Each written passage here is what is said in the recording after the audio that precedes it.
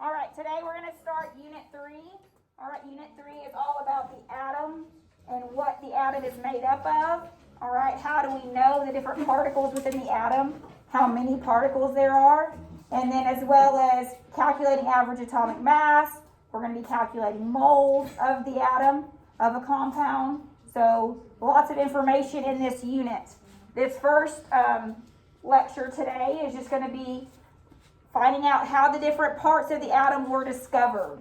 Okay, so we're going to watch some videos, talk about how the atom particles were discovered, and then be able to count up the atom particles and know how many protons, neutrons, and electrons are in each element.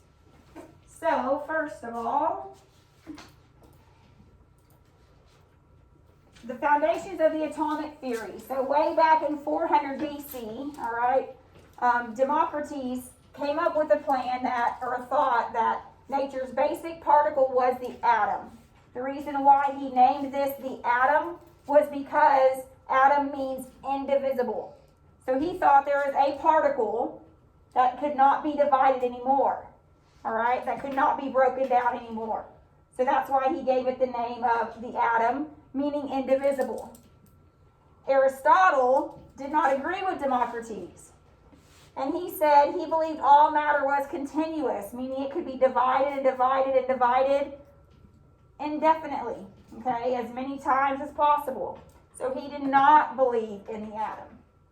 All right, so Democritus was the first one that coined this idea of an atom, but Aristotle, he didn't agree with it. All right, so we're going to go on to see which one of these gentlemen were correct. We know, right? But we're going to see how that was figured out, all right, and what was used to figure out about the atom.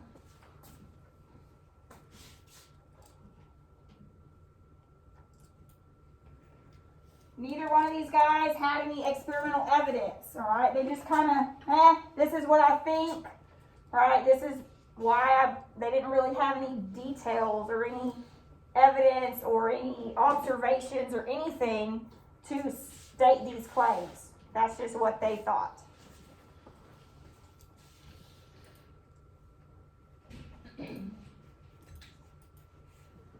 All right, so they used 3 laws in the 18th century to try to determine if this atom was truly a thing or not. Okay, so they had 3 laws that governed what they were going to do using chemical reactions in order to determine if the atom was actually real. Okay. The first law, we talked about it in the last unit, law of conservation of mass. And this said mass can neither be created nor destroyed.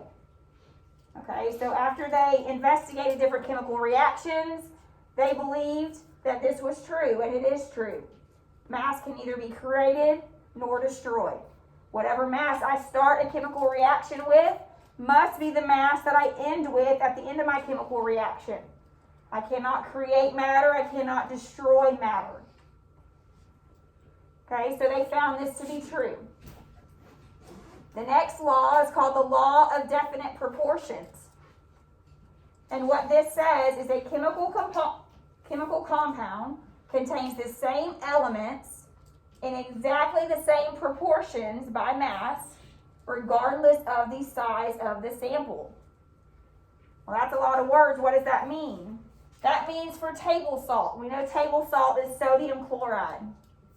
No matter if I have 100 grams of table salt or 1,000 grams of table salt will always be 39.34% sodium and 60.66% chlorine. Okay, they have the same proportions because it's the same compound. We learned last time a compound has the same makeup every single time. All right, so that just supports what we learned in the last chapter. Sodium chloride always has 1 atom of sodium for every 1 atom of chlorine. Therefore, it's always going to be in the same proportions, no matter how much salt that I have. Okay, so this is true for every single compound. Whatever the ratio is of the different elements in the compound, H2O, for example, water. Every single water compound, water molecule will always have the same percent hydrogen, the same percent oxygen. We'll get into how to calculate that later, okay? But for now, just know it's always the same if you have the same compound.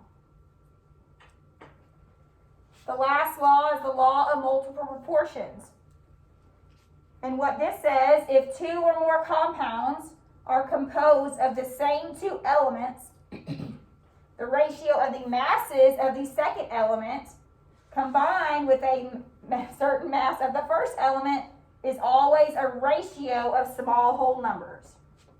So I think I have an example here. Here we go. So carbon and oxygen can form either carbon dioxide, CO2, or carbon monoxide, CO. But you don't see CO 1.5 or CO 2.5, right? It's always whole number ratios. So the way the atoms form a compound of different elements always have to be in whole number ratios. We don't get half an atom. Okay, always whole number ratios. It can be bigger whole number ratios than this. These are the two specific ones for carbon and oxygen. We'll see other compounds later that might have more than one or two, but it's always going to be a whole number. You're never going to find a decimal in there with your atoms. Okay? Because what this is telling us, we have one atom of carbon, two atoms of oxygen to make every carbon dioxide molecule. 1 to 1 right here. One carbon to one oxygen make carbon monoxide for every molecule. Okay, no whole number or no decimals. We're not splitting atoms to make a compound. Okay, so those are the three laws. For now, just know the laws. Okay, we used to do calculations with all of these, but we're kind of skipping that and hit those later when we need them. Any questions on any of these three? Okay. All right, so here's Dalton. So he's going to talk about those three laws.